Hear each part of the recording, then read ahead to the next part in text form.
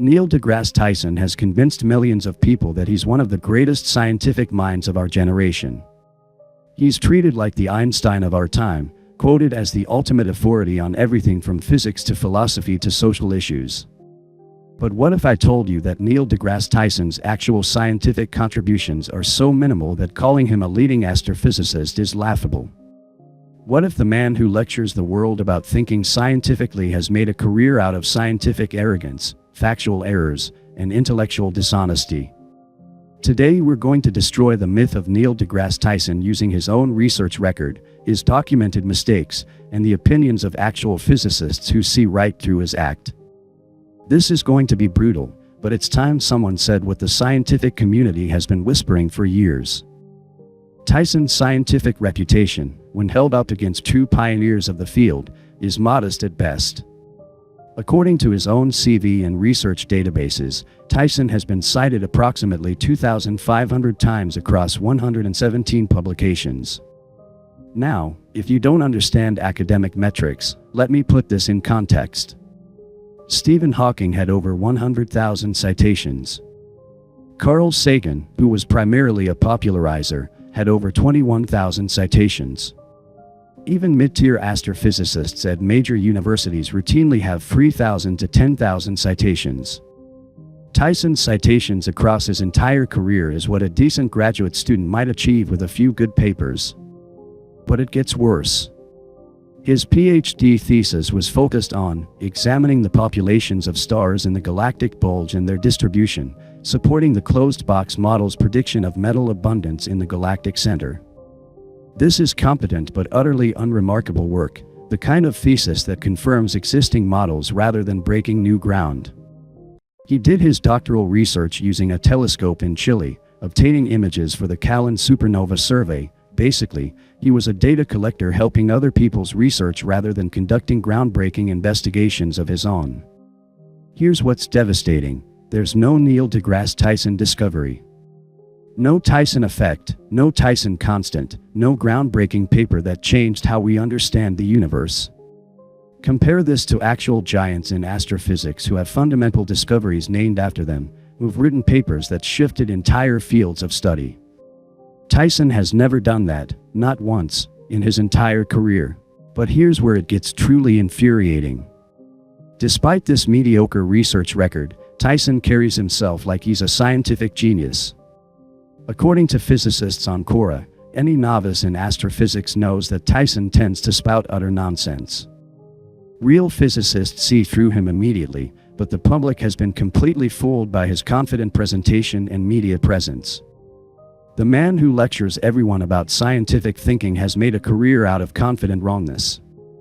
He doesn't just make mistakes, he makes them with such arrogance that it's become a meme in the scientific community. There are literally compilations of 10 infuriating times Neil deGrasse Tyson went full condescending mode on Twitter. Think about that. A supposed scientist is known more for his condescending social media presence than for any scientific breakthrough. Let's talk about Tyson's spectacular failures in public discourse, because they reveal everything about his character and thinking. After mass shootings that killed 29 people, Tyson tweeted that often our emotions respond more to spectacle than to data, and proceeded to list other daily death statistics as if mass shootings were just a statistical anomaly people were overreacting to. The backlash was immediate and devastating, with critics pointing out that medical errors are exactly that, errors, not intentional acts of terrorism designed to create fear. This wasn't just tone deaf, it revealed someone who fundamentally doesn't understand the difference between different types of risk, different categories of harm, or basic human psychology. A real scientist would understand that the social and psychological impact of intentional violence is categorically different from accidental deaths, but Tyson reduced everything to raw numbers because it made him feel intellectually superior. Vice magazine wrote an entire article titled, "Neil deGrasse Tyson Please Shut the Fuck Up," calling him the acclaimed astrophysicist, and mass shooting minimizer, and serial bad poster. When major publications are writing articles begging you to stop talking, that's not the mark of a respected intellectual, that's the mark of someone whose public presence has become actively annoying. Let's dive deep into what makes Neil deGrasse Tyson so insufferably condescending, because this isn't just about being a little pompous, this is about a systematic pattern of intellectual arrogance. Fast Company called him Twitter's most pointlessly pedantic troll, and they're absolutely right.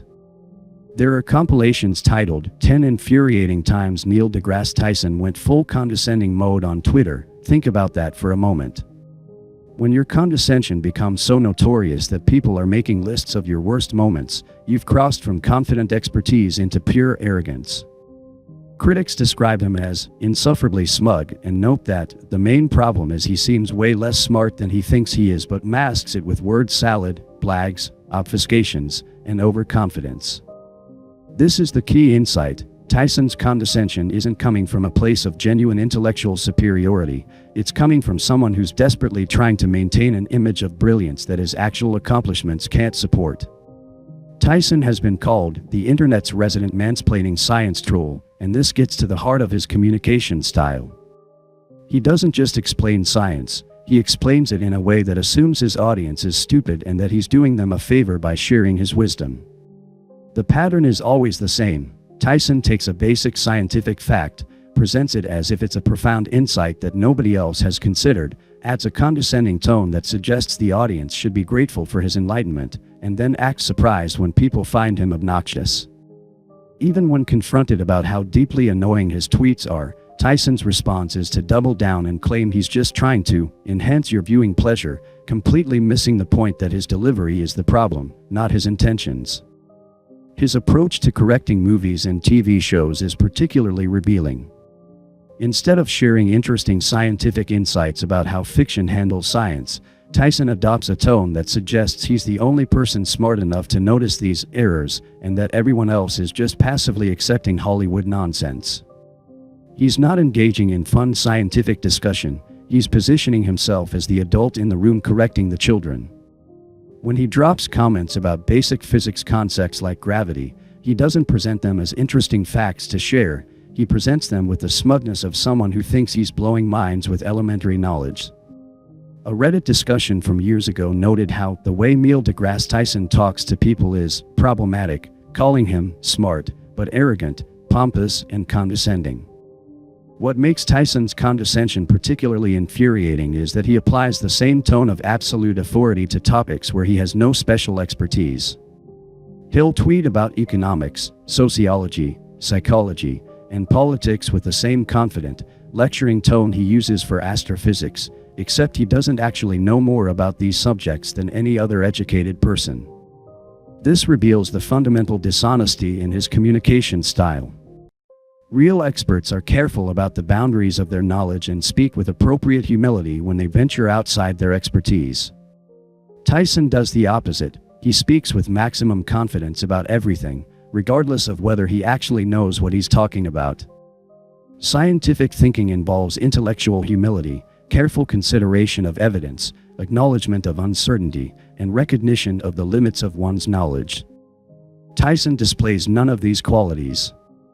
Instead, he models the opposite: intellectual arrogance, overconfidence in conclusions, dismissal of perspectives he doesn't immediately understand, and the assumption that his celebrity status makes him qualified to speak authoritatively on any topic. This isn't scientific thinking, it's scientism, the inappropriate application of scientific authority to non-scientific questions. What we're seeing with Tyson is a psychological phenomenon where someone who achieved minor success in one area, science communication, has convinced himself that this success makes him generally superior to other people. The condescension isn't incidental to his persona, it's central to it, because without the condescension, people might realize that he's not actually saying anything particularly profound. Tyson's condescension does real damage to public discourse about science. When he talks down to people, he reinforces the stereotype that scientists are arrogant elitists who look down on ordinary people. When he makes confident statements about things he doesn't understand, he undermines trust in scientific expertise generally. When he reduces complex issues to crude oversimplifications delivered with maximum smugness, he gives people the impression that scientific thinking means being reductive and dismissive of human complexity. Real scientific experts are typically humble about the limits of their knowledge, careful about distinguishing between what they know and what they think, and respectful of the intelligence of their audience. Tyson consistently displays the opposite qualities, and this has made him a perfect example of what scientific authority looks like when it's divorced from actual scientific accomplishment and corrupted by celebrity culture.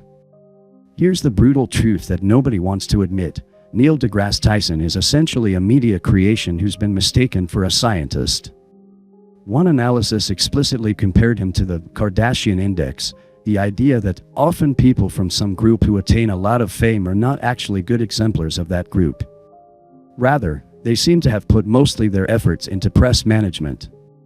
That's exactly what happened here. Tyson figured out early that being a science communicator was more profitable and got you more attention than actually doing science. So he pivoted from mediocre research to media appearances, and the media was so hungry for a charismatic science authority figure that they elevated him far beyond what his actual contributions warranted. The problem is that somewhere along the way, both Tyson and the public forgot that he was supposed to be communicating other people's discoveries, not positioning himself as the discoverer. He started believing his own hype and began speaking with authority on topics where he had no special expertise, making mistakes that revealed his limitations to anyone who actually knew the science. Carl Sagan, who's often compared to Tyson, made genuine contributions to planetary science, including work on Venus's atmosphere and the greenhouse effect. Sagan earned his celebrity status through actual scientific accomplishments before becoming a popularizer. Brian Cox, a British physicist who does similar science communication work, has made real contributions to particle physics and worked on the Large Hadron Collider. Michio Kaku, another popular science communicator, has published actual contributions to string theory and theoretical physics. Tyson? His most significant scientific accomplishment was advocating for Pluto's reclassification as a dwarf planet, and even that was just supporting a decision made by the International Astronomical Union based on work done by other astronomers. He didn't discover anything about Pluto, he didn't do the research that led to the reclassification, he just supported it and wrote a book about it. We also can't ignore the elephant in the room. Tyson faced multiple misconduct allegations that led to investigations, though he was ultimately allowed to keep his position as director of the Hayden Planetarium. While the legal and professional investigations didn't result in formal sanctions, these allegations raise questions about the character of someone who's been elevated to moral authority status in public discourse. The pattern of behavior described in these allegations aligns with the intellectual arrogance and condescension that characterizes his public persona. Someone who talks down to the entire world and acts like his celebrity status makes him an expert on everything might have similar issues with boundaries in personal interactions. The scientific community sees through him completely, but they don't usually speak out publicly because academic culture discourages open criticism of colleagues, especially those who are supposed to be representing science to the public. But privately, among actual researchers, Tyson is often seen as an embarrassment, someone who's more concerned with his media brand than with scientific accuracy, someone who makes confident statements about things he doesn't understand, someone who's confused science communication with scientific authority.